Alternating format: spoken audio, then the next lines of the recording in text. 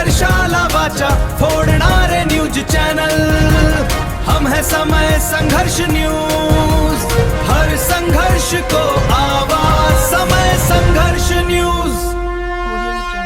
नमस्कार, मी रमाकांत हासगुडे। समय संघर्ष न्यूज मध्ये सर्व प्रेक्षकांचं स्वागत आहे।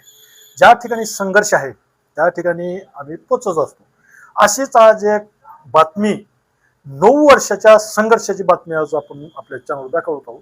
काय होतं, प्रत्येक ठिकाणी आपण पाहतो भाऊ असतात, भाऊकी असते, सगळे जवळचे नात्यातले संबंध असतात, पण एखादी लहानशी चूक म्हणा किंवा लहानसा मतभेद होतो आणि त्याच्यामुळं प्रत्येकालाच इथे अडचणी निर्माण होतात आणि सर्वांचं नुकसान होतं।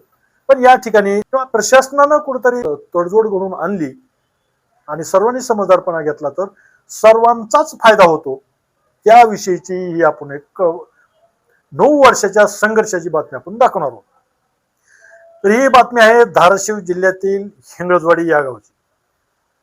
हिंगळजवाडी येथे नाईक नवरे कुटुंब, या कुटुंबातील भाऊकी भाऊ असा मोठा परिवार आणि शेत जमीन कुणाला कमी कुणाला जास्त हा वाद निर्माण झाला, मतभेद झाले आणि त्यासाठी जे शेतरस्ता असतो त्या शेतरस्त्याची आडवण एकमेकाला आणि इकडं मतभेद झाले जमिनीचे कमी जास्त असण्यात, कोर्टात प्रकरणही चालू, पण तो राग किंवा तो एक द्वेष मनात भरल्यामुळं त्या शेतकऱ्याला इकडून रस्ता द्यायचा नाही आणि मग या रस्ता हा सगळ्याला लागतो। रस्ता नसल्यामुळं सर्वच नुकसान। तर हिंगळजवाडी येथे काय झालं, नाईक नवरे कुटुंब बालाजी नाईक नवरे हे 9 वर्षापासून जमिनीच्या प्रकरणामध्ये कोर्टात प्रकरण चालू होतं। शेत रस्त्यासाठी तहसीलदारकडं हे प्रकरण चालू होतं। तर या प्रकरणाचा अभ्यास करून धाराशिवच्या तहसीलदार मॅडम डॉक्टर मृणाल जाधव यांनी त्यांना निकाल दिला आणि काल क्षेत्रस्थ आहे त्या ठिकाणी मंडळ अधिकारी शरद पवार, हिंगळजवाडीचे तलाठी राहुल पेशकराव तसेच शेजारच्या तिन्ही गावचे तलाठी आप्पासाहेब राऊत एक समजूतदारपणानं समज काढून एक रस्ता मोकळा करावा यासाठी ते आलेले होते आणि तहसीलदार मॅडमच्या आदेशानुसार हा रस्ता मोकळा करून दिला। यावेळी विपरीत घटना घडू नये यासाठी तहसीलदार मॅडमनी पोलीस बंदोबस्त सुद्धा पाठवला होता आणि हिंगळजवाडीचे सरपंच सुरेश नाईक नवरे तसेच सामाजिक कार्यकर्ते आणि ग्रामपंचायत सदस्य रमेश देवकर आणि इतर अजून प्रतिष्ठित नागरिक जमा झाले।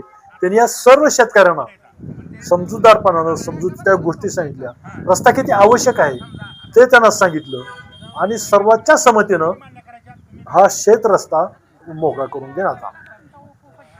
तर हा शेत रस्ता मोकळा झाल्यामुळं सर्व शेतकऱ्यांना या शेत रस्त्याचा फायदा झाला। तर पाऊस पडला, पावसाळ्याच्या दिवसात आपण पाहताय हा शेत रस्ता बांधावरून हा रस्ता आहे, पण याचं मजबूतीकरण न झाल्यामुळं सर्वांनाच त्या शेत रस्त्याची अडचण होती। पावसाळ्यात जायला येण्यासाठी जाण्यासाठी फार अडचणीचा रस्ता होता, पण आता हा शेत रस्ता मोकळा झाला, त्याच्यावर मुरुम टाकून याचं थोडंसं मजबूतीकरण झालं तर सर्वांनाच त्याचा फायदा होणार आहे। तर आम्ही आमच्या चॅनलच्या माध्यमातून सर्व शेतकरी बांधवांना आव्हान करतो की एकमेकाला भांडत बसण्यापेक्षा समजूतदारपणा घेऊन सर्वांचीच गरज आहे लक्षात घेऊन जर आपण सर्व संमतीनं असे शेत रस्ते मोकळे केले तर त्याचा सर्वांचा फायदा होणार आहे।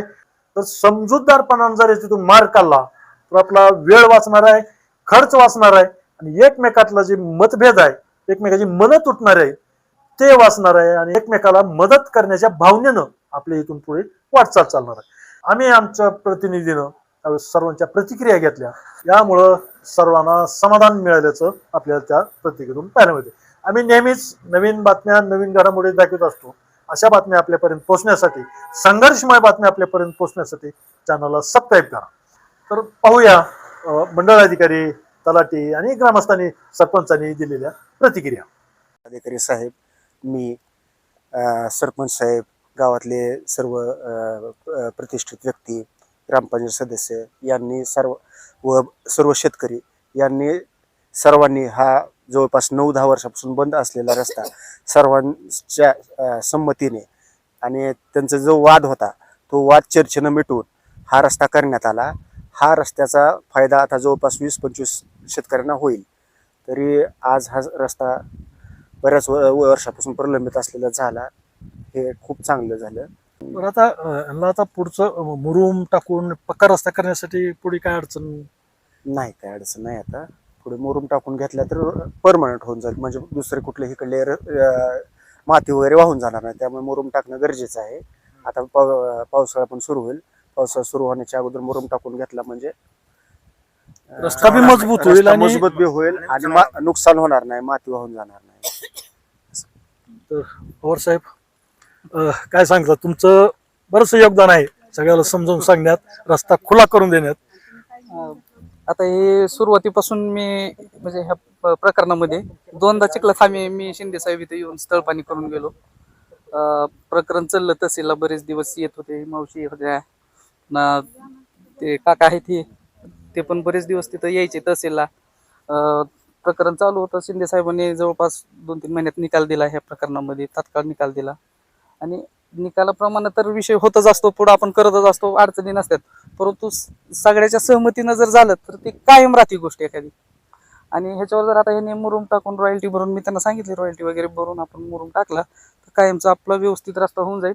आणि जे वरच्या बाजू शेतकरी आहेत त्यांची माती इकडे वाहून जाणार नाही. मग आपण करताना कुठली गोष्ट इतरांना पण त्रास होऊ नये त्या पद्धतीनं केलं तर कायम एखादी गोष्ट कायम राहते आपल्यासाठी. काय वाटतं बऱ्याच दिवसापासूनचा प्रश्न मिटलाय, समाधान होत एखादा रस्त्याचा जर प्रश्न मिटला तर खूप आनंद होतो मला. आहे? सरपंच साहेब मला एक सांगा, गावोगाव असे शेतकऱ्याचे प्रश्न आणि भावभावाचाच प्रश्न असते, काय सगळ्या शेतकऱ्याला काय आव्हान करा आमच्या चॅनलच्या माध्यमातून? बरेच भावभावातच असे वाद आहेत. रस्ता हा सगळ्यासाठीच लागतो शेतकऱ्याला. म्हणजे भाऊ बी असतील तर रस्ता म्हणजे देणं हे आपलं कर्तव्य आहे सगळ्याच. सगळ्यालाच गरज आहे रस्त्याची. सगळ्यालाच गरज आहे रस्त्याची.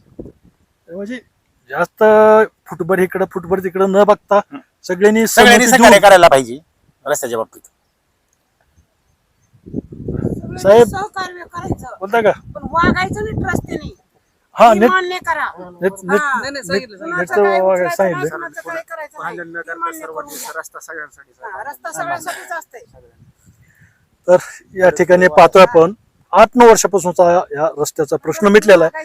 आणि सरपंचांनी सुद्धा इतर शेतकऱ्यांना आवाहन केलं आहे की रस्त्याचा प्रश्न असतो ते भावभावात असतो, तर भावभावाचं समजूतदारपणा घेऊन रस्त्यासाठी कुणीही कुणाला अडवणूक करू नये. रस्ता हा सगळ्यालाच लागतो.